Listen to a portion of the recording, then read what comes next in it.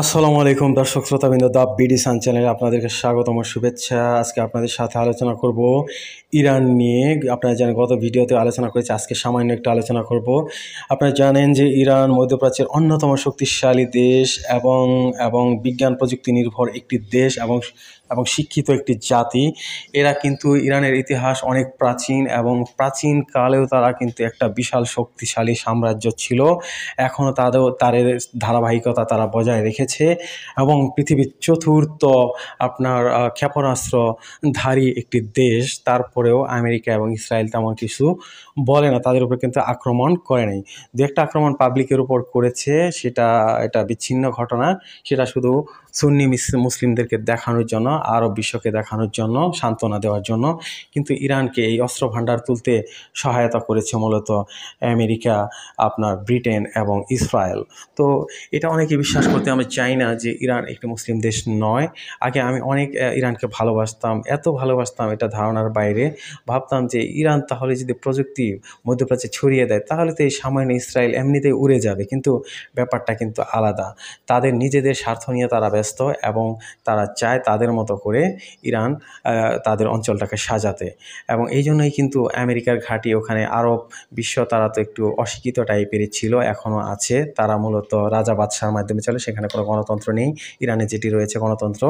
তো এই জন্য দেখা যাচ্ছে আপনার আমেরিকার ঘাঁটি দিতে হয় ইরানকে ধরে রাখার জন্য, কন্ট্রোল করার জন্য। এবং আরব রাষ্ট্রগুলোও প্রকৃত ইসলামকে ধারণ করে না, শাসকরা ইসলামকে ধারণ করে না। যদি ধারণ করতো তাহলে কিন্তু আসলে এই ধরনের ভেদাভেদ থাকতো না প্যালেস্টাইন ইস্যুতে। তো আমি যা বলছিলাম, ইরান আসলে একটি মুসলিম দেশ কিনা সব অনেক হুজুরেরই সন্দেহ রয়েছে। সন্দেহ না, অনেকে বলেছেন আসলে শিয়ারা মূলত কাফেরি। যদিও কিছু আকিদা মিলে যায়, তারা আল্লাহ এক বিশ্বাস করে, রাসূলকে বিশ্বাস করে, কিন্তু আবার রাসূলকে নিয়ে দ্বিমত পোষণ করে। আমি বলেছিলাম তারা কোরআনকে ছোট মনে করে, তারা কোরআনকে মনে করে যে 30 পারা যথেষ্ট নয়। এবং তারা আরও মনে করে যে রাসূল সাল্লাল্লাহু আলাইহি ওয়াসাল্লাম কে কাছে নাকি জিবরাইল আলাইহিস সালাম ভুল করে ওহী নিয়ে আসছিলেন, তিনি অশিক্ষিত, তার কাছে আনা ঠিক হয়নি।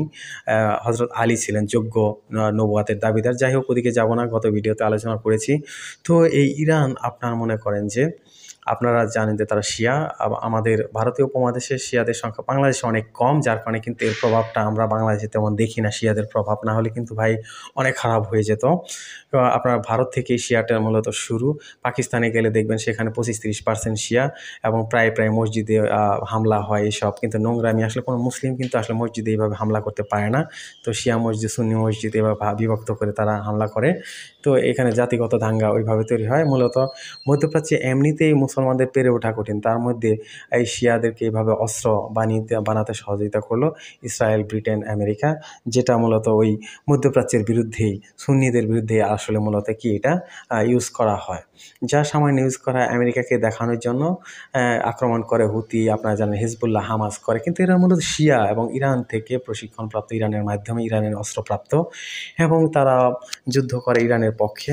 এখানে কিছু আমেরিকান বা কিছু আপনার ইসরায়েলের সৈন্য মরে, তার বিনিময়ে কিন্তু তারা লাখ লাখ প্যালেস্টাইন এবং সুন্নি মুসলমানদের তারা হত্যা করে।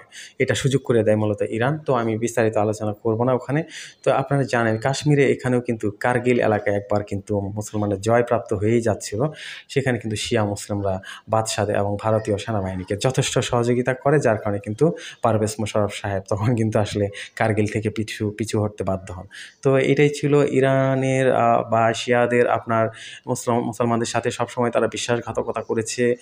তারা তার্কিদের সাথে যুদ্ধ করেছে যাতে তুর্কি সাম্রাজ্য টিকে থাকতে না পারে। ওসমানিয়া খেলাফতের বিরুদ্ধে তারা বারবার যুদ্ধ করেছে। দুই দিক থেকে ওসমানিয়া খেলাফতকে যুদ্ধ করতে হয়েছে, ওইদিকে ইউরোপের সাথে, এদিকে আপনার ইরানের সাথে মাঝে মধ্যেই তর্ক বিতর্ক, যুদ্ধ লেগেই থাকতো। যার কারণে দুই দিকে সামাল দিতে গিয়ে আসলে কিন্তু ওসমানিয়া খেলাফত ধীরে ধীরে দুর্বল হয়ে যায়। এখানে ইরান অনেকটাই দায়ী। এবং ইরানে যে সুন্নি মুসলমান ছিল সেগুলোর উপর প্রচুর হত্যাকাণ্ড চালিয়েছে তারা।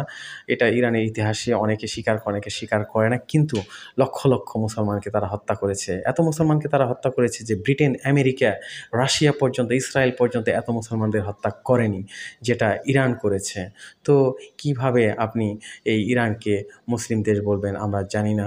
সবাই আমরা ইরান থেকে সাবধান থাকবো। ইরানের কথা, এই ব্যাপারটা আমরা নলেজে রাখবো যে ইরান আসলে নিজের স্বার্থবাদী একটা দেশ। মুসলিম নাম ধরে তারা মূলত মুসলিমদেরই ক্ষতি করছে। করতে চায়। তলে তলে তারা কিন্তু ভিন্ন মত পোষণ করে। ইসরায়েলের সাথে তাদের গোপন আঁতাত রয়েছে। তো সবাইকে ধন্যবাদ।